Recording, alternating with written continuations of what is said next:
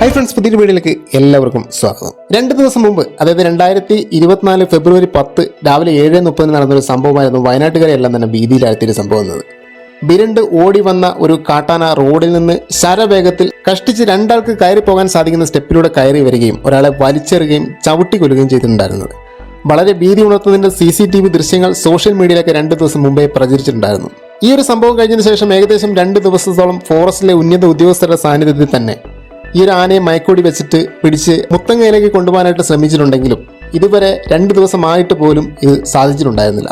ഇപ്പോൾ ഏകദേശം മാനന്തവാടിയിൽ നിന്ന് 15 കിലോമീറ്റർ അകലെ ബാവലി എന്ന സ്ഥലത്താണ് ആനയുടെ ഒരു ഏകദേശ ലൊക്കേഷൻ എന്ന് പറയുന്നത്. ഇന്ത്യയിലെ മുഴുവൻ കണക്ക് എടുക്കുകയാണെങ്കിൽ വന്യമൃഗങ്ങളുടെ ആക്രമണമേറ്റിട്ടുള്ള മരണസംഖ്യ നോക്കുകയാണെങ്കിൽ ഏറ്റവും കൂടുതൽ അത് ആനയുടെ ആക്രമണമേറ്റിട്ടുള്ള മരണസംഖ്യയായിരിക്കും. 2019 മുതൽ 2023 വരെ 1500 പേരാണ് ആനയുടെ ആക്രമണത്തിൽ മരണപ്പെട്ടിട്ടുള്ളവരെന്നത്. ഇത് വളരെ ഗൗരവമുള്ള ഒരു കാര്യമാണ്. അതുപോലെ തന്നെ കേരളത്തിൻ്റെ കാര്യം നോക്കുകയാണെങ്കിൽ 2019 മാത്രം 15 പേരും 2020 18 20 പേർ വീതമാണ് മരണപ്പെട്ടിട്ടുള്ളത്. 2022 23 പേരും 2021 27 പേരും എന്നിങ്ങനെയാണ് മറ്റുള്ള റെക്കോർഡുകൾ സൂചിപ്പിക്കുന്നത്. ഇതിൽ നിന്ന് മനസ്സിലാവുന്നത് ഏറ്റവും കൂടുതൽ മനുഷ്യജീവൻ എടുക്കുന്ന വന്യജീവി എന്നത് അത് ആന തന്നെയാണ്. ഇത്രയൊക്കെ ഭീതിപ്പെടുത്തുന്ന വാർത്തകൾ കേൾക്കുമ്പോഴെല്ലാം നമ്മുടെ മനസ്സിലൂടെ ഓടിപ്പോകുന്ന ഒരു കാര്യമെന്നത് എന്തുകൊണ്ട് ആന ഇങ്ങനെ ആക്രമണകാരിയാകുന്നതും ആളുകളെ കൊല്ലുന്നതും എന്നാണ്. എന്ത് കാര്യം കൊണ്ടാണ് ആനയെ ദേഷ്യപ്പിടിപ്പിക്കുന്നതും എന്നതൊക്കെ പലപ്പോഴും ചോദിച്ചിട്ടുള്ള കാര്യമാണ്. ഇതിൻ്റെ പ്രധാനപ്പെട്ട കാരണങ്ങൾ ഒരുപാടുണ്ട്. അത് എന്തെല്ലാമാണെന്ന് നമുക്ക് ഇന്നത്തെ ഒരു വീഡിയോയിൽ നോക്കാം. എല്ലാവരും മുഴുവനായിട്ട് തന്നെ കാണാനായിട്ട് ശ്രമിക്കുക, വീഡിയോ സ്കിപ്പ് ചെയ്യരുത്. അപ്പോൾ വീഡിയോ കാണുന്നതിന് മുമ്പ് തന്നെ ആ ഒരു ലൈക്ക് ബട്ടൺ ഒന്ന് അമർത്തിയേക്കുക. ചാനൽ ആദ്യമായിട്ട് കാണുന്നവരാണെങ്കിൽ ഒന്ന് സബ്സ്ക്രൈബ് ചെയ്ത് ഒന്ന് സപ്പോർട്ട് ചെയ്യുക. ആദ്യത്തെ പ്രധാനപ്പെട്ട ഒരു കാരണം എന്നത് ഒരു ആനയ്ക്ക് ഒരു ടെറിട്ടറി മെയിൻറ്റെയിൻ ചെയ്യുന്ന ഒരു സ്വഭാവമുണ്ട്.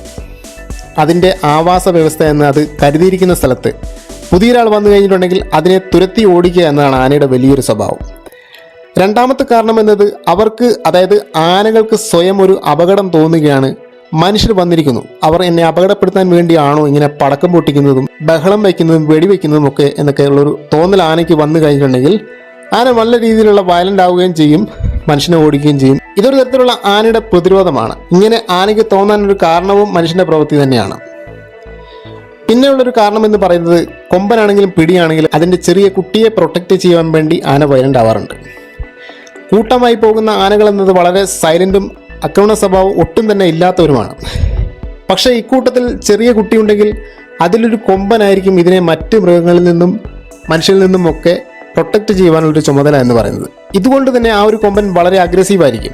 വളരെ നാളത്തേക്ക് ആ ഒരു കുട്ടിയുടെ അടുത്തേക്ക് പോവുകയോ ഓടിക്കാൻ ശ്രമിക്കുകയോ ചെയ്തു കഴിഞ്ഞിട്ടുണ്ടെങ്കിൽ ഇത്തരം സാഹചര്യങ്ങളിൽ ആ ഒരു കൊമ്പൻ വയലൻ്റ് ആവാറുണ്ട്.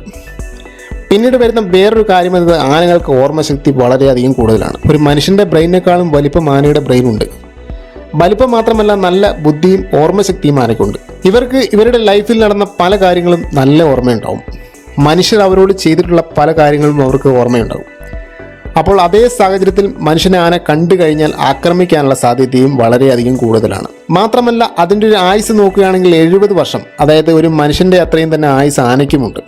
അതുപോലെ കുറച്ച് പ്രായം കൂടിയ ആനയാണെങ്കിൽ അതുപോലെ തന്നെ ലൈഫ് എക്സ്പീരിയൻസും അതിനുണ്ട്. അതുകൊണ്ട് തന്നെ പെട്ടെന്ന് തന്നെ അപകടം തിരിച്ചറിഞ്ഞ് ആക്രമിക്കാനുള്ളൊരു ടെൻഡൻസിയും കൂടുതലാണ്.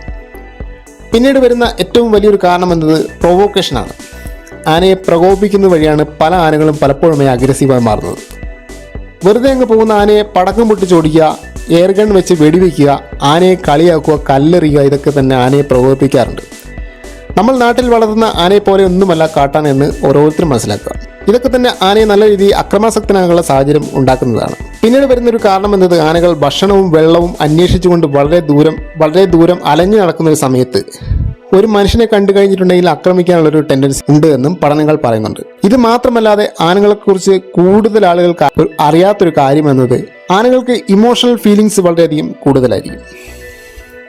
അതായത് ആനകൾ തമ്മിലുള്ള കമ്മ്യൂണിക്കേഷൻ, കൂടെയുള്ള മറ്റ് ആനകളുടെ ശരീരത്തിലുണ്ടാകുന്ന രോഗങ്ങൾക്ക് എന്ത് മരുന്ന് കണ്ടെത്തണം തുടങ്ങിയ എല്ലാവിധ ഇമോഷണൽ ആയിട്ടുള്ള ഫീലിങ്സും ആനയ്ക്കുണ്ട്. അപ്പോൾ ഇത്രയ്ക്കും കാര്യങ്ങളൊക്കെയാണ് ഒരു ആന അഗ്രസീവ് ആകാനുള്ള പ്രധാനപ്പെട്ട കാരണങ്ങൾ എന്നൊക്കെ പറയുന്നത്.